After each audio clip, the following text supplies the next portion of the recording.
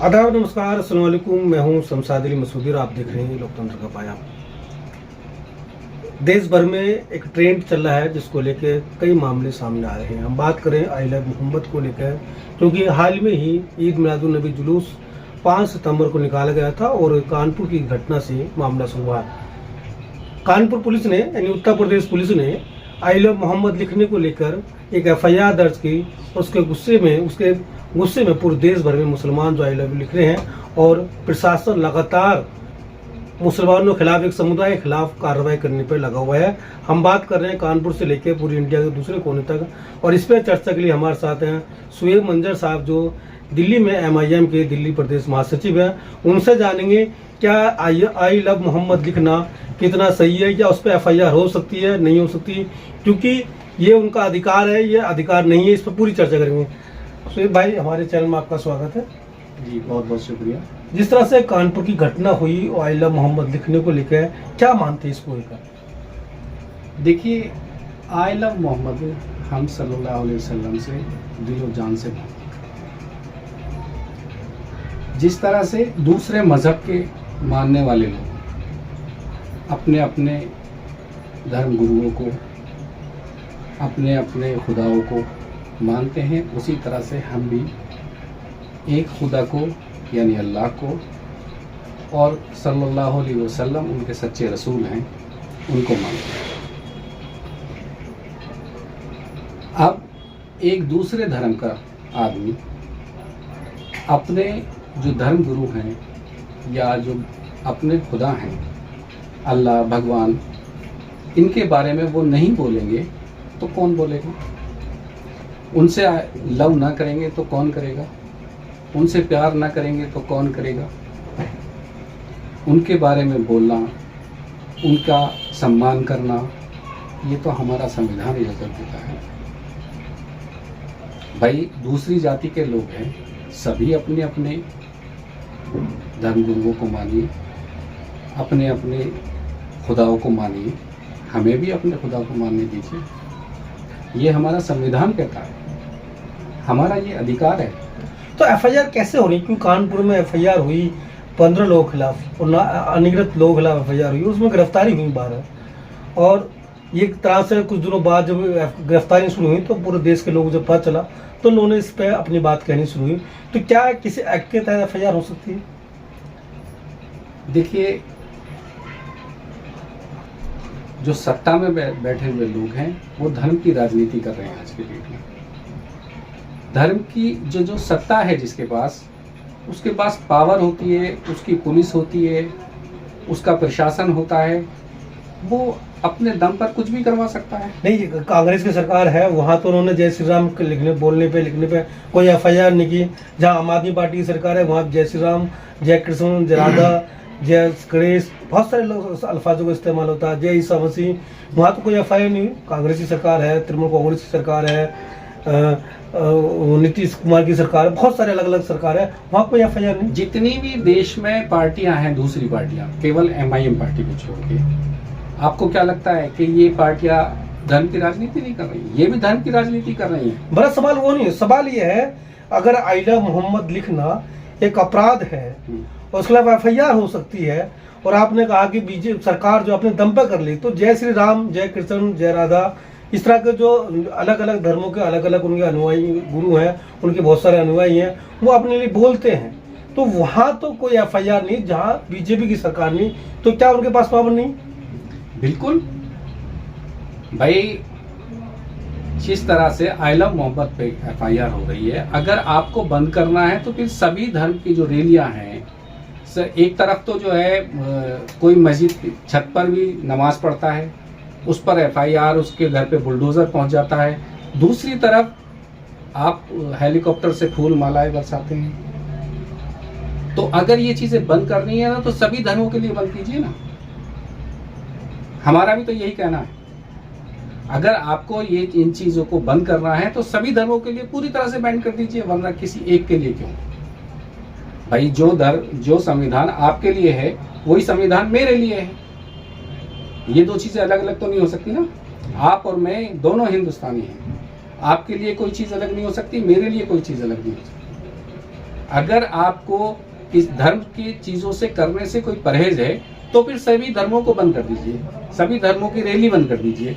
इसमें एक धर्म की बात नहीं कर रहा मैं किसी की, आप इस मुसलमान की भी बंद कीजिए, ईसाई की भी बंद कीजिए, सिख की भी बंद कीजिए, सभी की बंद कीजिए बराबर। मंजू साहब, ताजा मामला उत्तराखंड से है। उत्तराखंड में आइला मोहम्मद लेकर प्रोटेस्ट हो रहा था। उस प्रोटेस्ट में अचानक बवाल हो गया, पथराव हो गया। पुलिस की नाकामी कहें या जो लोग का जुलूस करा रहे थे उनमें शरारती लोग थे, लेकिन पथराव हुआ तो उसमें एफआईआर हुई और 500 लोगों की एफआईआर हुई है, 8 से 10 लोग गिरफ्तारी हुई है और वहाँ बुलडोजर चला घर मकानों पर। तो क्या ये संविधान का उल्लंघन है या उनके साथ एक जास्ती है? सरासर उल्लंघन है, सरासर उल्लंघन है। जाति तो हमारे देश के अंदर जो सत्ता पक्ष है वो कमजोर दल पे, यानी कमजोर दल जो है उस पर बराबर जुल्म कर रहा है।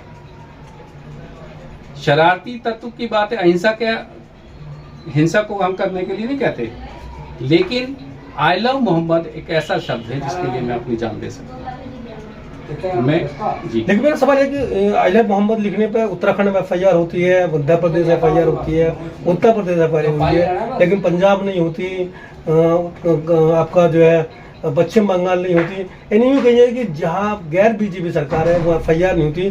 तो क्या ये जो एफआईआर हो रही है किस संविधान की धारा के तहत हो रही है या सभी इनलीगल मानते हैं आप? ये सारी जो एफआईआर हो रही है सब इलीगल ही हैं।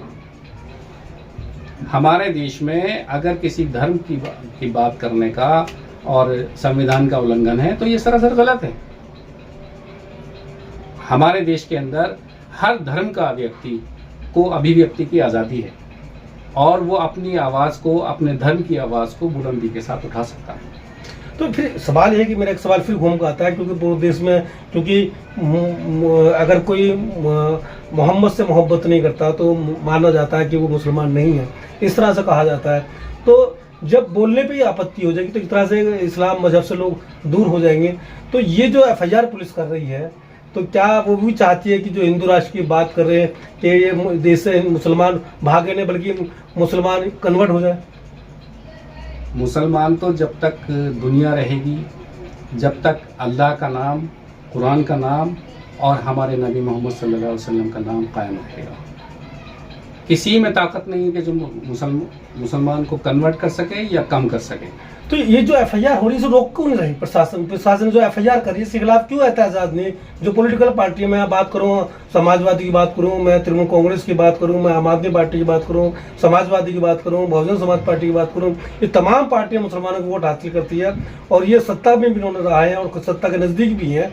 ये कोई भी आवाज बुलंद क्यों नहीं करती? अगर ये सब इनलीगल है तो एक आवाज क्यों नहीं आ रही? लीगल है ये लोग जो है, जो जितनी भी पार्टी है, ये एक दो पार्टियां हैं हिंदुस्तान के अंदर मेरी नज़र में। हिंदुस्तान में ही दो पार्टियां हैं मेरी नज़र में, एक है बीजेपी, एक है गड़बड़ बंधन। गड़बड़ बंधन कहता हूं मैं उसे, जो गठबंधन है नहीं, वो तो इंडिया गठबंधन है। हाँ, वो गड़बड़ बंधन ही है। ये सारे के सारे एक ही थाली के चट्टे बट्टे हैं।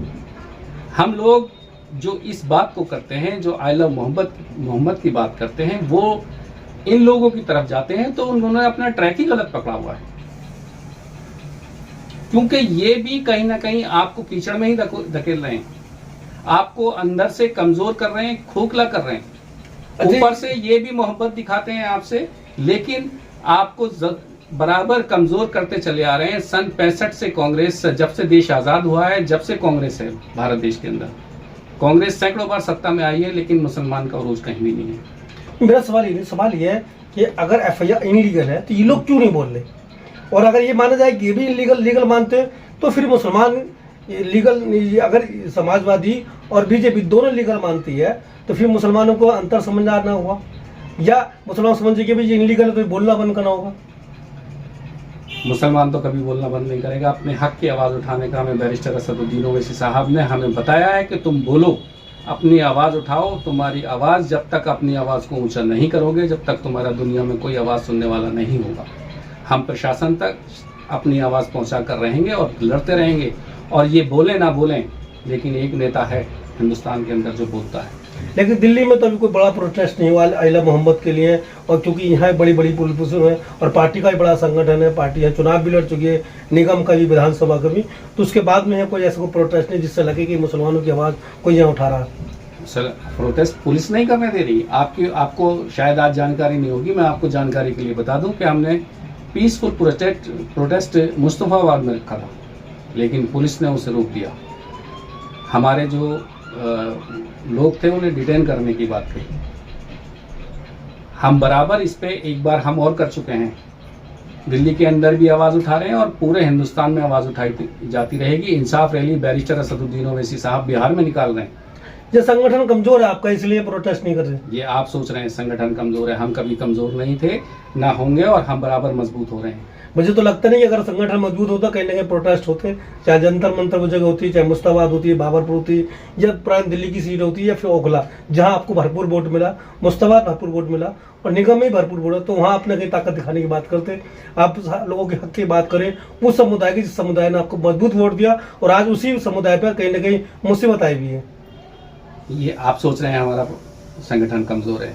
मैं आपको बता दूं कि बैरिस्टर असदुद्दीन ओवैसी साहब ने जेब में पेन रखना सिखाया है। ये पेन हम कानून में दायरे में रहकर हर काम करते हैं, और बैरिस्टर असदुद्दीन ओवैसी साहब के बताए हुए नक्शे कदम पर चलते हैं। जहां जहां हमें पुलिस परमिशन दे रही है वहां वहां हम प्रोटेस्ट कर रहे हैं, और आने वाले टाइमों में भी करेंगे जब तक हमारी आवाज तो नहीं। क्या आपका प्रदेश अध्यक्ष इतना कमजोर है कि वो प्रोटेस्ट की परमिशन लेने में नाकामयाब? ऐसा नहीं है। हमने कल प्रोटेस्ट की परमिशन डाली थी, लेकिन उसके बाद आज एंड टाइम पे बिल्कुल लास्ट पे, देखिए प्रशासन से ऊपर हम नहीं जाके कोई काम करना चाहते। हम अपनी उपस्थिति बराबर दर्ज करा रहे हैं और ये दिखा देंगे दुनिया को, और पूरी दुनिया ये भी इस बात को जानती है कि हम मोहम्मद से कितना प्यार करते हैं, और इसके लिए लड़ते रहेंगे। MIM पार्टी बराबर लड़ती रहेगी। MIM पार्टी बराबर फील्ड में है, और महाराष्ट्र हो, उत्तर प्रदेश हो, बिहार हो या दिल्ली हो, हर जगह इस पर काम चल रहा है, हम लड़ते रहेंगे। अभी तक हम दिल्ली में रहते हैं, दिल्ली में आप हैं, दिल्ली में किसी पार्टी ने भी आइला मोहम्मद को लेकर कोई कॉन्फ्रेंस नहीं की ताकि बता सके कि हम इसकी एहतजाज करना चाहते हैं। पुलिस प्रशासन परमिशन नहीं चाहती है, MCD रोक रही है, ट्रैफिक पुलिस रोक रही है, दिल्ली सरकार रोक रही है, लेकिन किसी भी लीडर ने, चाहे वो MIM के लोग हों, आम आदमी पार्टी के लोग हों, कांग्रेस के लोग हों, उन्होंने कोई ऐसी कॉन्फ्रेंस नहीं की है जिससे पता चल सके कि जो प्रोटेस्ट है कौन रोक रहा है, या वो बाकी लोग कर नहीं रहे। प्रोटेस्ट तो बराबर करने की कोशिश की जा रही है, और इस पर हम अपने प्रदेश अध्यक्ष साहब से बात करेंगे। इंशाल्लाह इस बात को भी क्लियर करेंगे कि क्यों नहीं पुलिस परमिशन दे रही। हमने मुस्तफाबाद में पीसफुल प्रोटेस्ट निकालने के लिए आज कल परमिशन डाली थी, उसको उन्होंने आज 4 बजे का था हमारा, उसको कैंसिल कर दिया। क्यों कैंसिल कर दिया, इसका भी पुलिस को भी जवाब देना चाहिए। नहीं, इस पर कॉन्फ्रेंस तो होनी चाहिए। क्या पता आप सही बात करें गलत करें, कॉन्फ्रेंस जरिए पता चलना चाहिए कि बाकी दिल्ली पुलिस गलत कर रही है या फिर पार्टी को आवाज उठने उठा रही है। आवाज तो हम उठाते रहेंगे जब तक जिंदा रहेंगे, सल्लल्लाहु अलैहि वसल्लम के लिए अपनी जान कुर्बान करते रहेंगे, और हमारी तो गर्दन भी उनके लिए अलग रखी है, हमारी तो जाने उनके लिए अलग उन्हें हथेली पर रखी है सल्लल्लाहु अलैहि वसल्लम। लेकिन आपने कॉन्फ्रेंस करके तो ये बताया कि पुलिस क्या कर रही है, तो इसके बारे में कुछ अब तक प्रदेश की तरफ से मैं MIM पे जरा नहीं उठा रहा, बल्कि आम आदमी पार्टी और कांग्रेस ने भी अभी तक एक कॉन्फ्रेंस नहीं किया कि हमें प्रोटेस्ट करने की परमिशन जो है दिल्ली पुलिस ने दे रही है, हम आपकी आवाज उठाने में नाकाम है। आम आदमी पार्टी को और कांग्रेस को तो आप भूल जाइए, ये लोग तो सब एक थाली के चट्टापट्टे हैं। ये सिर्फ हमारी वोट लेने के लिए आए हैं। हिंदुस्तान में लोगों को ये समझना पड़ेगा कि हमारी आवाज कौन उठाता है, कौन जुनैद नसीर पे बोलता है, कौन हमारी मस्जिदों पे बोलता है। सवाल आइला मोहब्बत पे चल रही, क्योंकि आज इसी पे हम बात कर रहे हैं, तो इस पे बात करिए ना। आइला मोहब्बत पे कौन बोला बताइए आप। बैरिस्टर असदुद्दीन ओवैसी साहब उसी दिन से बोल रहे हैं, और MIM पार्टी पुरजोर विरोध कर रही है।